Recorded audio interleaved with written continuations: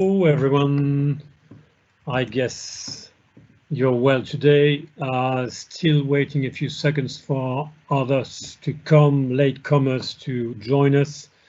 Let's give it another bunch of seconds, like 15 seconds to reach the right level of attendees. But okay, maybe it's the right time to start.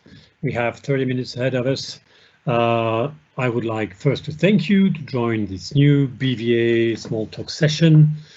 Well, as you know, the Small Talks are monthly or so events created by BVA Group for BVA Group employees, led by BVA Group employees.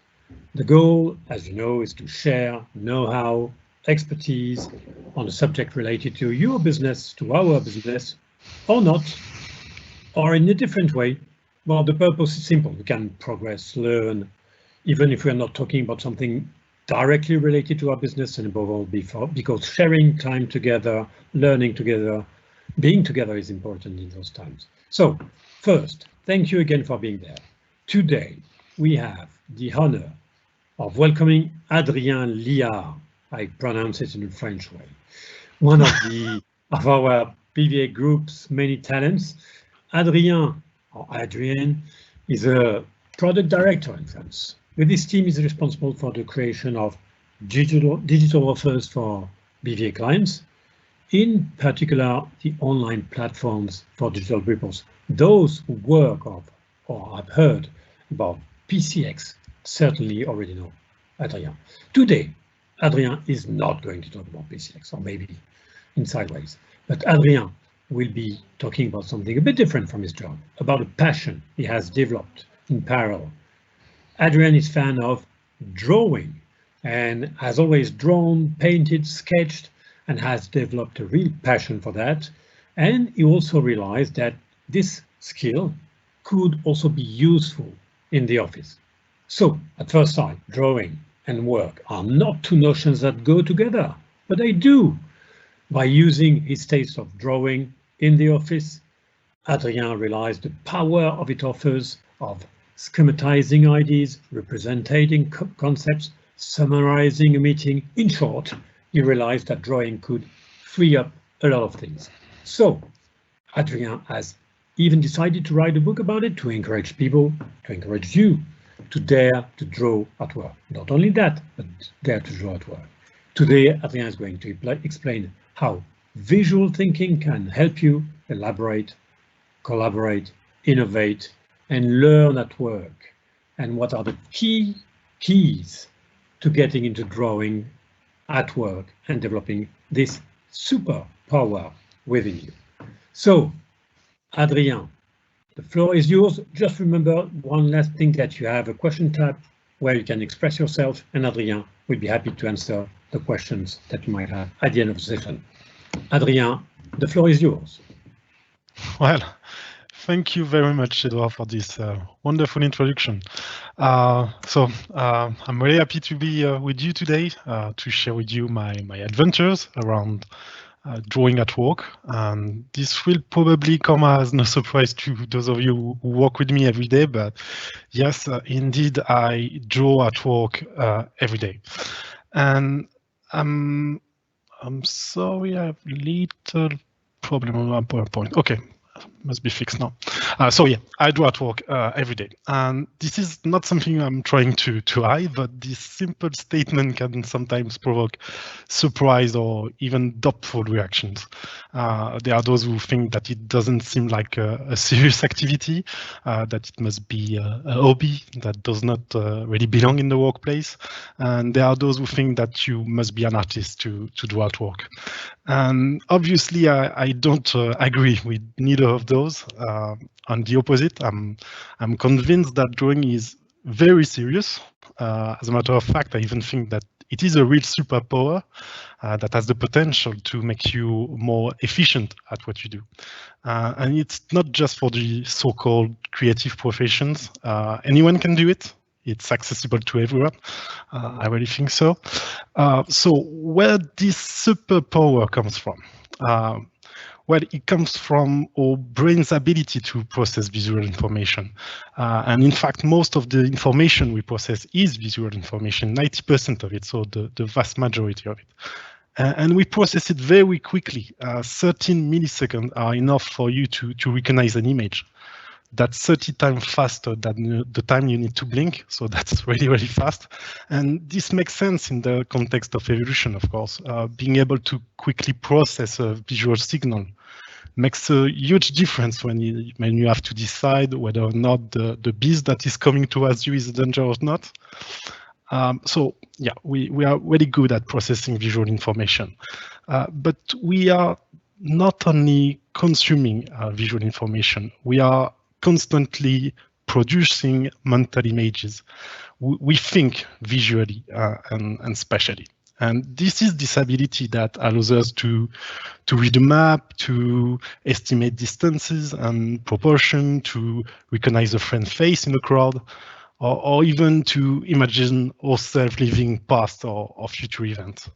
And really, images are everywhere around us. We are constantly flooded with images. And there is a good reason for that. Advertisers have understood that for a long time. Images are the most effective way to communicate an idea, to make a message more memorable or to generate more engagement. And images are a lot more effective than text for doing that. We are 600 times faster to analyze an image than a text. And visual information is also more likely to stick in your memory than a message in text form. And studies have shown that on social networks, the same message with an image generates 650% more engagement than a text with than a post with only text. So yeah, images are everywhere. We are thinking visually, and yet in our organization, in our companies, in the very moments where we create ideas, where we find solutions to problems we have to solve, this visual thinking is not very present. We write a lot, we talk a lot, probably too much, but we don't really use visual thinking. And based on this observation, since the 1970s, first in the US and a little later in Europe, and UK has been on the forefront of that really, people have started to create techniques that all have one thing in common: using simple drawings to support thinking and to be more effective at work. And I personally find it quite funny to realize that an invention that is more than 70,000 years old, which is when the oldest drawing we know appeared, can be used to support innovation in our modern world that is becoming increasingly digital. And there are many techniques that have emerged over the last few decades. And it's really easy to get confused because there are so many of them. So what I propose is to go through some of them, and I will try to focus on the problem they're trying to solve. The first setup where you can use visual thinking is one we all do daily when we sit in a meeting, and we usually take notes because we want to remember what was said. But we don't always enjoy taking them, and let's be honest, we don't necessarily reread them after the fact. So instead of taking traditional notes, you may want to try visual note taking. And we are going to talk about sketchnoting. Sketchnoting is a real opportunity to take notes differently by mixing text and really simple drawings. And by doing that, you're going to use a different form of memory. Your verbal memory, because you're listening to someone, your kinesthetic memory, because you're going to move your hand when you draw, and your visual memory. And this will reinforce your ability to memorize the information, and those notes are also a lot more fun to make, and you can also share them as a summary that people will actually read. And I'm a big fan of this technique. I use it a lot. And what I really like to do is to sketchnote the meeting and share the result immediately after the meeting. So it will serve as a summary, and it will allow everyone to easily remember what was said in a slightly different and more digestible format than the usual notes. And you can do that in a meeting, but not only. You can sketchnote when you are in a seminar, in training, when you watch a video, when you read a book, or when you attend a webinar like today, or when you listen to a podcast, like in this first example, the Excellent Not Unit podcast. And more generally, every time we are a little overwhelmed by the information we have to digest or communicate, which is sometimes complex, intertwined, or difficult to understand. Every time we need the big picture, words have meaning, right? There is an opportunity to leverage visual thinking by using techniques such as visual summaries, drawn infographics, or sketch notes again. And you can summarize what was said during a roundtable or a conference. And with a single image, you can summarize something that lasted maybe more than 1 hour, and still people will be able to get the key messages by looking at the image really quickly. And this is obviously not limited to live events. It can be done for very long documents or even books of several hundred pages. So yeah, another use case is all those moments where it is kind of difficult to understand each other. All those moments where, when faced with the same reality, we don't seem to see the same thing because we all have a different perspective or a different point of view. And here too is a real opportunity to use visual thinking. And you can draw live while people are debating or talking, and they will be able to see their abstract ideas becoming concrete drawings, and everyone is now seeing the same thing, and they can actually point their finger to an idea. And this is called graphic recording or scribing. And this can be done within small groups or 5 or 10 people, but it can also be done for a very large group or for very large events. In these cases, there are professionals who will create very long and large frescoes to support the event, to serve as a reminder, and to ensure that everyone has the same understanding. And you can do that remotely too. This is an example from last week. I drew this live during a webinar we organized last week. So this is really, I think, another great advantage of using visual thinking in the workplace is all those moments, and I think we've all been through those moments when, for example, at the beginning of a project, we all think that we are on the same page. And then we realize, sometimes a bit too late, that we are not. And we then have to build this shared understanding to imagine solutions together. And drawing is a really effective tool to create this shared understanding. And at a time when we are talking more and more about collective intelligence, I think this is really important to not dismiss tools that can make this process easier. So in this case, we are going to talk about graphic facilitation, which is a very large umbrella under which you can find a lot of different techniques, but they all have in common the use of visuals to support and facilitate the collaboration within a group. It can be used during team retrospective, during workshop with customer, or during training session. And you can use live drawing, obviously, but most of the time you will use visual templates created beforehand that will help give the meaning a structure. All these techniques are really effective to make work easier and more efficient, which is why I call them superpowers, and I hope I have somewhat convinced you of that. But maybe you're thinking, that's all well and good, but I can draw. And most people think they can't. They stop drawing after kindergarten, and some people are even terrified to draw in front of other people. But keep in mind this idea, you don't have to be an artist. It's not about art, it's about ideas. And I like to say that you don't fancy yourself as the next Hemingway when you're writing an email.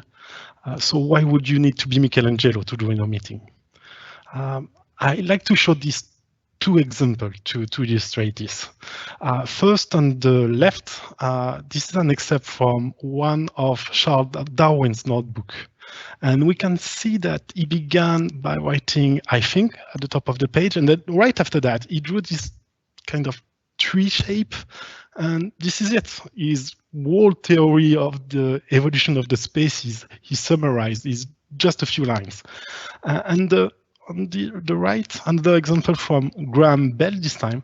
And Bell was a real visual thinker. He filled tons of notebook with hundreds of sketches of this kind. They have been scanned, and you can browse them on the American Library of Congress website. You can search for it and have a look. They're really fun to look at. And so this one sketch from one of his sketchbook, he drew this while he was inventing the telephone. And when we look at those two examples, it is obvious that this drawing really supported the auto thinking process. And yet, are they beautiful? No, I don't think so. But they were useful, and hence they had value. And this is the whole point, to produce useful drawings. And maybe you have already experienced that before. You meet with your team and you draw something on the whiteboard to help you solve a pretty complicated problem. And the result is a bit messy. And this is totally normal. Solving a problem as a team is not a linear process. It is chaotic and messy. So it makes sense that the visualization you produce to support this process is a reflection of that. And it does not change the fact that it was useful for you and that it helped you. And if you take a picture of the whiteboard and you look at it a few months afterward, you will instantly remember the debate you had and how you found a solution. And yet the person who comes into the room just after you will look at the whiteboard and find it totally messy, and it will make no sense at all for them. And in those cases, we can say that the process is far more important than the result. So it is very important to free yourself from this temptation of beauty. And another very important thing, I can guarantee you that you all know how to draw, at least sufficiently enough to take visual notes or to be helpful during a meeting. You all know how to write, I think, and you all know how to draw basic shapes like circles, squares, triangles, and really this is all you need. So I will try to give you some keys in the hope that you will take the plunge and try these techniques yourself. So one mistake to avoid, forget about lists.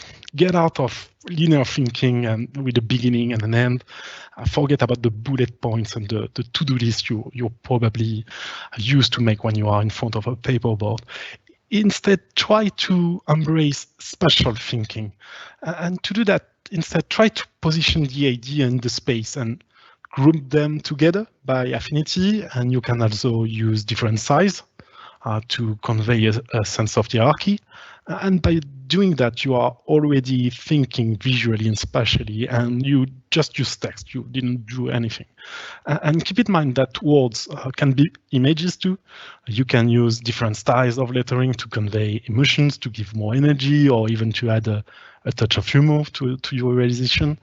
And know that you have grouped these ideas together in the space. You can start adding frames and containers around those groups, and this will help you to materialize categories. And to do that, you can use very simple shapes. And trust me, everything looks better when you frame it.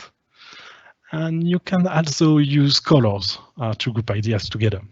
And colors are great because you can use them to group ideas without having to write them close to each other. So they are really useful. And naturally, you will want to name this group. And to do that, you can use simple labels, or you can be more creative by adding banners.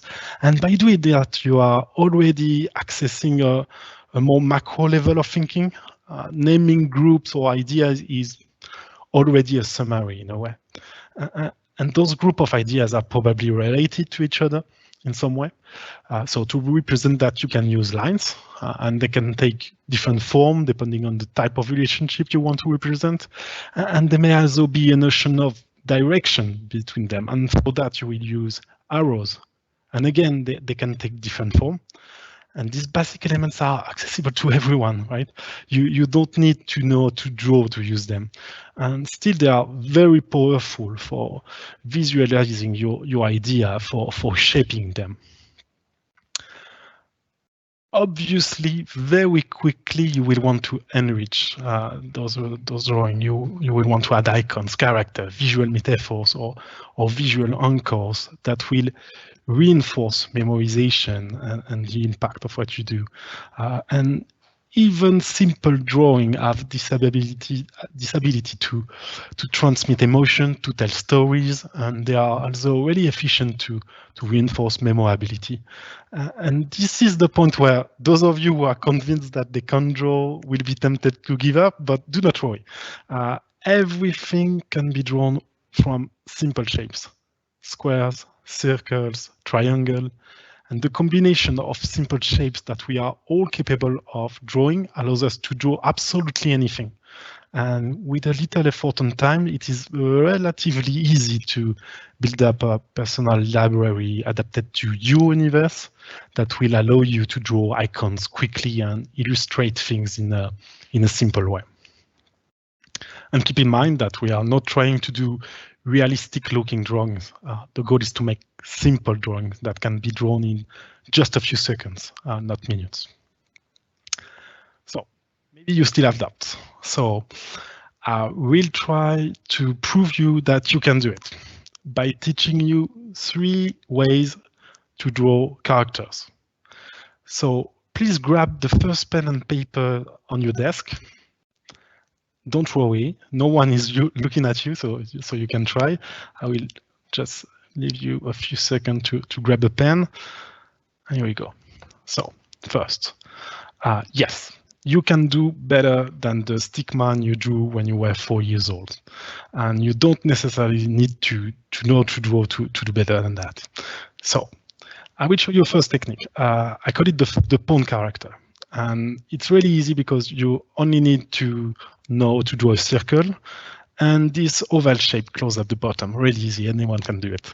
And with those 2 simple shapes, when you add eyes and a mouth, you can already convey emotion, and it's really easy to trace. You can trace it in just a few seconds, so you can trace several of those characters, and you can represent a team or even a crowd. And by using simple bubble speeches, you can already represent dialogues and interaction between people. So the pawn character is really easy to do, but he has one major disadvantage. He has no arms and no legs. So that's why I will show you a second technique, which I call the star character. And the star character can be an interesting addition to your visual vocabulary. It's really easy to do. You just have to know to draw a star and a circle again. So you will use the circle to represent the head, and then you will trace 4 branches, which will be the arms and the legs. And again, it takes only a few seconds. It's accessible to everyone, but it's really effective for suggesting movement and to make you walk more dynamic. It's really easy to do, but still very effective. So that was the pawn character and the star character. I will show you a last technique, which I found also really, really useful. And I call it the brick character. So you probably know to draw a rectangle. We know that you can draw a circle by now, and you can trace a line, and that's enough for the brick character. So you will trace a rectangle for the chest.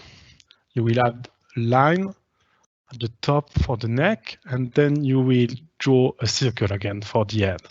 You will then add 2 lines at the bottom, approximately of the same height as the rectangle, and it will form the legs. And you will add 2 lines connected at the top corners of the rectangle. And this will represent the arms. And here you have the brick character. Very simple again. And yet this simple character will allow you to represent all kinds of actions and movement with a little practice. So it's really, really useful. And again, it is really, really easy. So you can draw enough. And if you want to get better, you just have to start. And you can start right now. Try it maybe during your next meeting. And the more you do, the more you will progress, and you will probably be amazed by how fast you can progress if you start doing it. And one last thing, this is not about talent. There is no talent fairy giving the talent of drawing to babies. It doesn't exist at all. It is all about practice. And keep in mind that it's not about becoming professional artists. It's about being professional who draws. It is about being able to use visual techniques to support your daily work and the collaboration. So that's all for me. As it was said, I'm currently writing a book on the subject. Unfortunately, it will be in French, but you can follow me on Instagram. I try to post daily on this subject and try to post daily example of what I do at work with drawings.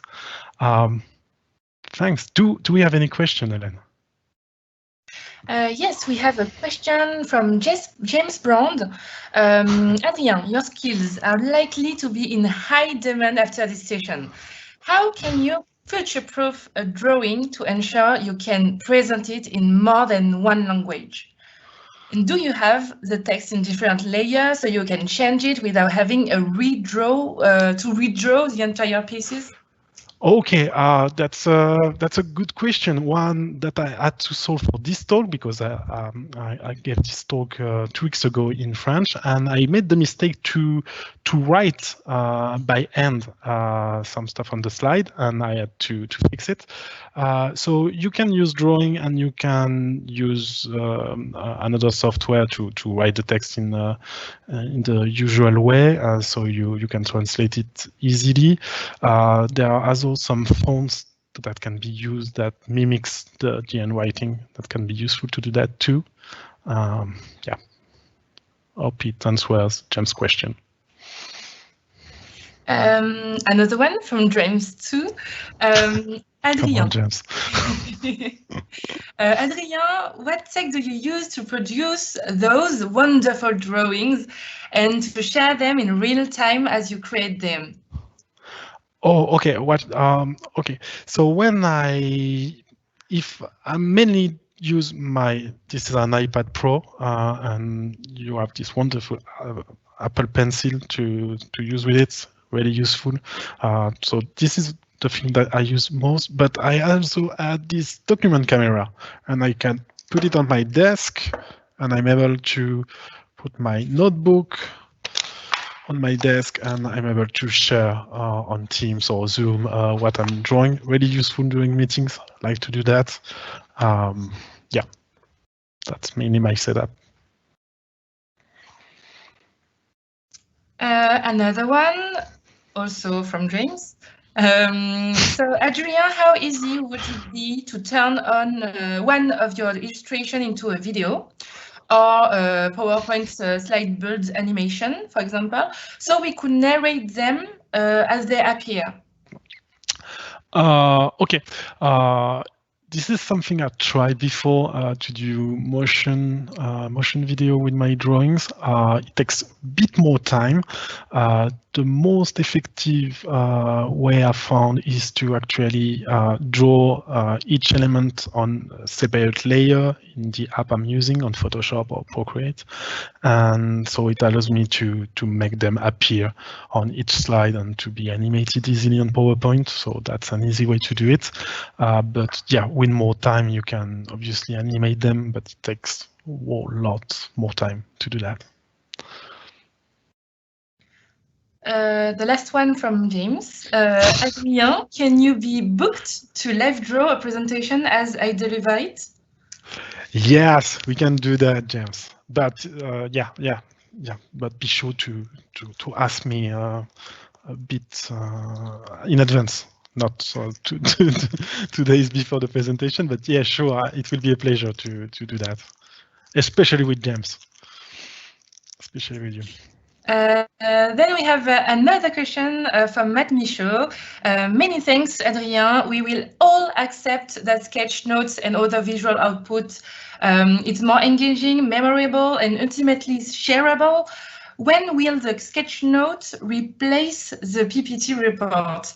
And especially regarding shorter meetings and shorter attention spans. Well, I hope the sooner the better, if you ask me. But it depends on all of us. Again, I think this is something that can be used for anyone. You don't have to be a professional artist to sketchnote a meeting and to share it with the people you are attending the meeting with. And you people are usually really surprised the first time they try it because they are not really confident in sharing them because, oh, my drawings are not really neat and everything, but still it is so useful that people will say, oh, that's great, thank you for that. It's really better than the usual written summary that I receive, and people will really enjoy that. So try it, do it, and hopefully we will PowerPoint will die.